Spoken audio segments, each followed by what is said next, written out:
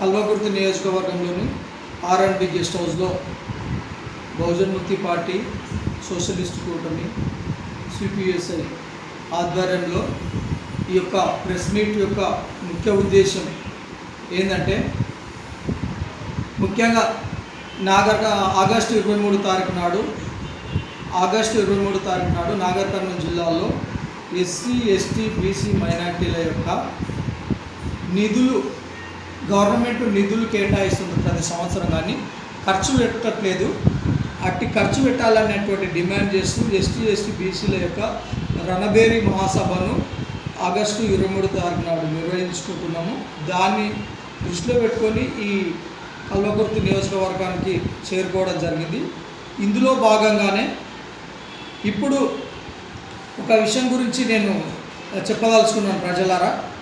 ముఖ్యంగా ఈరోజు పేపర్లో వచ్చినటువంటి న్యూస్ ఏంటంటే,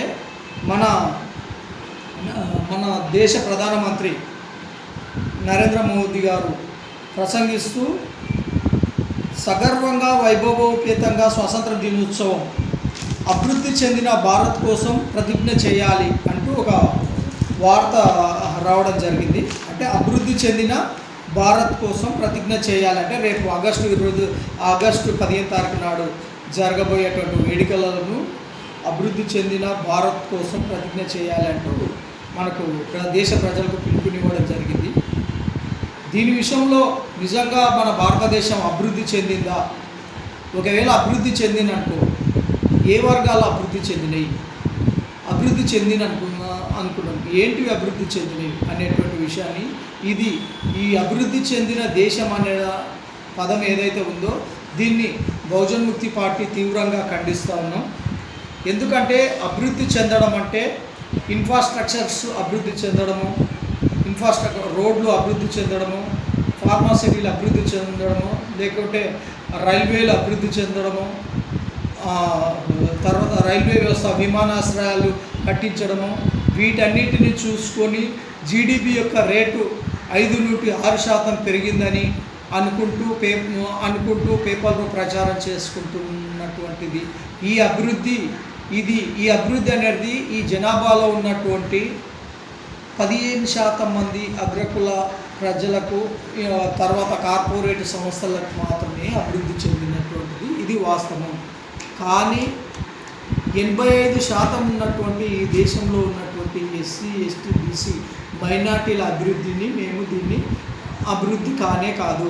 డీజీపీ రేటును నువ్వు ఏ ప్రజలను దృష్టిలో పెట్టుకొని నువ్వు డీజీపీ రేటును నిర్ధారిస్తావు?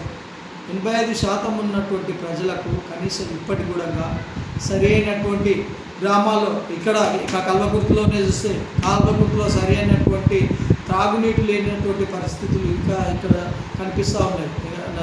కల్వకుర్తిలో త్రాగునీటి లేనటువంటి పరిస్థితులు కనిపిస్తూ ఉన్నాయి.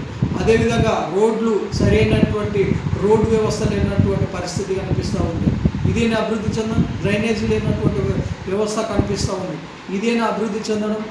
సరైనటువంటి కరెంటు వసతి కూడా సరైనటువంటి పద్ధతిలో లేనటువంటి పరిస్థితి ఉంది. ఇలాంటి పరిస్థితుల్లో అభివృద్ధి అని చెప్పుకుంటున్నారు. ఓన్లీ అది చెప్పుకోవడానికి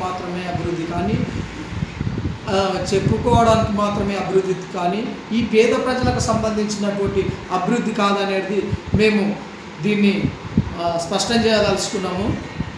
ముఖ్యంగా నిరుద్యోగ యువత చదువుకొని పీజీలు ఆ పైన చేసినటువంటి నిరుద్యోగ యువత ఈరోజు రోడ్ల మీద తిరిగేటువంటి ధర్నాలు చేసేటువంటి పరిస్థితి ఉంది. చదువుకున్న పిల్లలకు సరైనటువంటి ఇప్పుడు పాఠశాలలో చదువుకున్నటువంటి మౌలిక వసతులు కల్పిస్తున్నారా? ఏఐ సిస్టమ్ అన్నట్టు ఏఐ లైబ్రరీస్ ఇక్కడ ఈ కల్వకుర్తిలోనూ ఏఐ లైబ్రరీస్, ఎక్కడెక్కడ లైబ్రరీస్లో ఏఐ ఉన్నది. విద్యార్థులలో పాఠశాలలో ఉన్నటువంటి కనీస మౌలిక వసతులకు ఏఐ సిస్టమ్ కల్పించాలని అంటారు. అక్కడ ఎక్కడ ఉన్నాయి? ఇలాంటి వ్యవస్థ చాలా దారుణమైనటువంటి, కనీసం తాగడానికి మంచినీళ్ళు లేనటువంటి వ్యవస్థ. అదేవిధంగా విద్యార్థుల యొక్క ఒక్కొక్క పాఠశాలకు వెళ్ళి చూస్తే చెట్ల కింద చదువుకుంటున్నటువంటి పరిస్థితి, పెచ్చులూడిపోయినటువంటి పరిస్థితుల్లో ఈ విద్యా వ్యవస్థ ఉంది. అభివృద్ధి అని మీరు అంటున్నారు. నిజంగా ఇది అభివృద్ధి కాదు. నిరుద్యోగ సమస్య వేటాడుతూ ఉంది, నిరక్షరాస్యత వేటాడుతూ ఉంది. అది కనీసం చదువుకున్నటువంటి పిల్లలకు కనీసం ఈరోజు ఉపాధి హామీ పని చేస్తున్నటువంటి కూలీలకు సరైనటువంటి కూలీలు కూడా ఇవ్వలేనటువంటి పరిస్థితి. బీవీజీ రామ్ అనేటువంటి ఉపాధి హామీ పథకాన్ని కొత్తగా పేరు మార్చి అన్నటువంటి అంతకము 100% నిధులు వస్తున్నటువంటి దాన్ని 60% చేయడంతో ఇప్పుడు గత సంవత్సరంలో ఉపాధి హామీకి పనికిపోయే వాళ్ళు ఇప్పుడు 50% తగ్గిపోవడం జరిగింది.